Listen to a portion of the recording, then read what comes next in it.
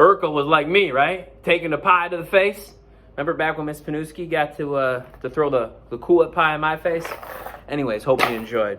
So listen, this next activity, what I've got is I've got this little box. I've had it for years, since my first year teaching, actually. And inside, listen, what is there? You're right, money. All different coins, I'll show you. All different coins. A little tough to see. I'll show you a better picture in a moment. But on this little box, it had pictures here. You'll like these, I think. That was me and my mom. I was probably about 18 there. That was my dad and I when I graduated from college. That was my sister and I. We went to a place called Medieval Times.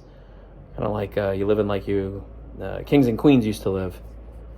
And that was Dion. He was my dog. I had a black lab years ago. And up top, that's my gramps. That's grandpa. He was the one that was the principal. But anyways, what I want to do is I want to show you how many coins are inside of here. And I want you to make a guess. Now, it's going to get a little tricky, right? Because there's pennies, nickels, dimes, quarters. I get that. Today, we're going to pretend they're all the same. I just want to know how many coins there are. So I'm going to flip the camera like I did last time. I'm going to dump these out, and I'm going to show you. So see you in a second. All right, so here's a little better image of what it looks like inside. So let me dump these the best I can. Now, again, what you're trying to do here is not tell me how much money I have, right? We're not worried about that yet. What I want to know is how many coins do I have? So how many coins do you think I have? Do you think I have 20? Do you think I have 30? Do you think I have 112 like last time? I don't know.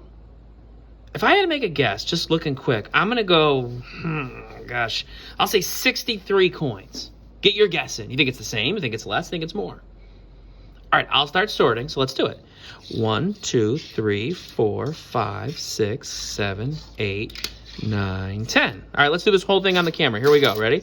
1, 2, 3, 4, 5, 6, 7, 8, 9, 10. Get rid of that little gross thing. 1, 2, 3, 4, 5, 6, 7, 8, 9, 10. 1, 2, 3, 4, 5, 6, 7, 8, 9, 10. 1, 2, 3, 4, 5, 6, 7, 8, 9, 10. And then there's 4 left over. Okay, let's do it. Ready?